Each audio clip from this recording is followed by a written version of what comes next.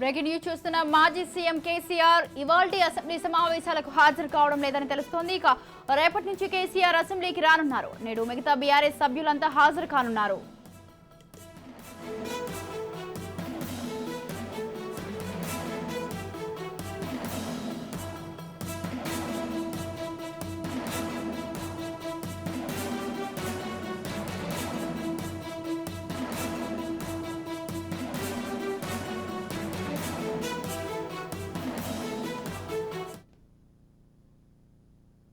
మాజీ సీఎం కేసీఆర్ ఇవాల్టి అసెంబ్లీ సమావేశాలకు హాజరు కావడం లేదని తెలుస్తోంది. రేపటి నుంచి కేసీఆర్ అసెంబ్లీకి రానున్నారు.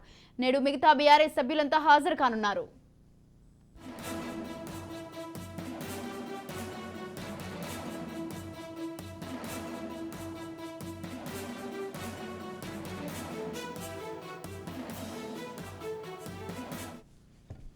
రైట్, ఈ విషయంపై పూర్తి సమాచారం అందించడానికి మా ప్రతినిధి మహేందర్ ఫోన్ లైన్ లో ఉన్నారు. మహేందర్, చెప్పండి, మాజీ సీఎం కేసీఆర్ అయితే ఇవాల్టి అసెంబ్లీ సమావేశాలకు హాజరు కావడం లేదని తెలుస్తోంది. దీనికి సంబంధించి మీ దగ్గర ఉన్న అప్డేట్స్ ఏంటి? బడ్జెట్ సమావేశాలు నేడు ఉదయం 11 గంటలకు ఉభయ సభలు సదస్సు సమావేశంలో గవర్నర్ తమిళశ్రీ సౌందరరాజన్ ప్రసంగిస్తారు. ఇది 9వ తేదీ రేపు గవర్నర్ ప్రసంగానికి ధన్యవాదాలు ఉభయ సభలు పెట్టించి ఆమోదించున్నారు. అయితే 10వ తేదీన శనివారం నాడు రాష్ట్ర బడ్జెట్ వార్షిక బడ్జెట్ ప్రవేశిస్తారు.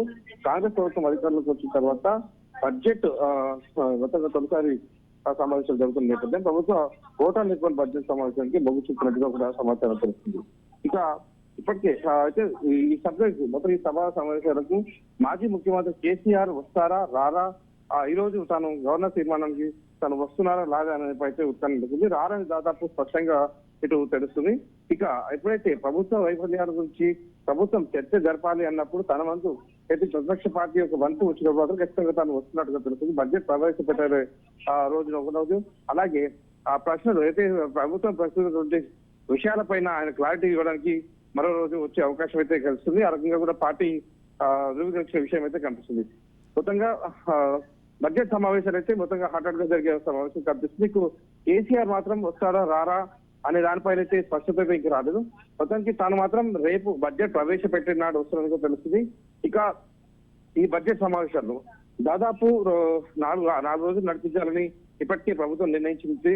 దాదాపు మొత్తంగా దీంట్లో ఎక్కువ కాళేశ్వరం ప్రాజెక్టు పైన జరిగినటువంటి అవకతవకలపై ఇప్పటికే షాక్ వేదికతో పాటు ఇప్పటికి ఏదైతే తీసుకొచ్చినటువంటి ప్రభుత్వం చేసినటువంటి ఆరోపణలన్నింటికి సంబంధించినటువంటి ఎంక్వైరీ చేసిన రిపోర్ట్ తో ఈ రోజు శ్వేతపత్రం విడుదల చేసే అవకాశం అయితే కనిపిస్తుంది సమావేశాల్లోనే. అలాగే మొత్తం ఇరిగేషన్ పైన కూడా పెద్ద చర్చ జరిగే అవకాశం అయితే ఖచ్చితంగా కనిపిస్తుంది. ఇరిగేషన్ లో ఇప్పటికే జరిగినటువంటి అవకతవకలు కావచ్చు, అలాగే ఇప్పుడు కాంగ్రెస్ ప్రభుత్వం మొత్తం కూడా ఏపీకి మొత్తంగా నీటి నిలుస్తుంది, కేంద్రానికి ప్రాజెక్టులను కేంద్రం పెత్తనం చిలాయించేలాగా వివరిస్తుంది అన్నట్టుగా మొదటి నుంచి కూడా ఇటు బీఆర్ఎస్ ఆరోపిస్తున్న నేపథ్యంలో వీటన్నిటిపైన హాట్ గా చర్చ జరిగే అవకాశం అయితే కనిపిస్తుంది. గత 10 ఏళ్లుగా తెలంగాణ రాష్ట్రానికి చేసినటువంటి అప్పుల విషయం కావచ్చు, రెవెన్యూ ఇరిగేషన్ లో కావచ్చు, ఇటు కాళేశ్వరంలో మొత్తం కూడా జరిగిన అవకతవకలు ఇవన్నిటిపైన పెద్ద చర్చ జరిగే అవకాశం ఉంది. 2024-2025 సంబంధించినటువంటి బడ్జెట్ లో కేటాయింపులకు అలొకేషన్స్ కూడా పెద్ద చర్చ జరిగే అవకాశం ఉంది. ఇక 100 రోజుల్లో చేసినట్టు 6 గ్యారంటీల పైన ఇప్పటికే రాష్ట్ర ప్రభుత్వం ఇచ్చినటువంటి వ్యవధి కూడా 60 రోజులకు దాదాపు కావస్తుంది. ఇంకా 40 రోజులు మాత్రమే ఉంది. 6 గ్యారెంటీలు కూడా 100 రోజులు చేస్తామని దానిపైన ఇటు ప్రభుత్వానిపైన ఒత్తిడి తెచ్చేందుకు కూడా ఇటు బీఆర్ఎస్ పార్టీ పెద్ద ఎత్తున దానికి ప్రశ్నించే దాన్ని కూడా ఇప్పటికే సర్వం సిద్ధం చేస్తున్న పరిస్థితి కనిపిస్తుంది.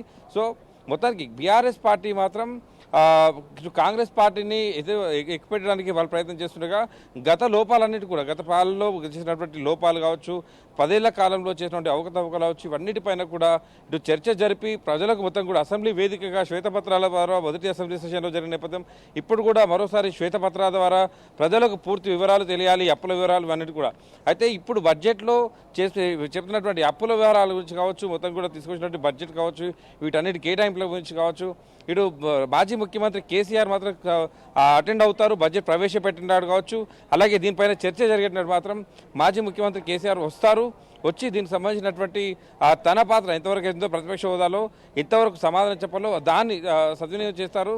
ఆ రకంగా మొత్తం కూడా హాజరవుతారని కూడా తెలుస్తున్న నేపథ్యం. సో నేడు ఉభయ సభలకు సంబంధించి గవర్నర్ ప్రసంగానికి మాత్రం మాజీ ముఖ్యమంత్రి కేసీఆర్ రారని దాదాపు స్పష్టమవుతున్న పరిస్థితి కనిపిస్తుంది. Right thank you Mahender, thanks for the live updates.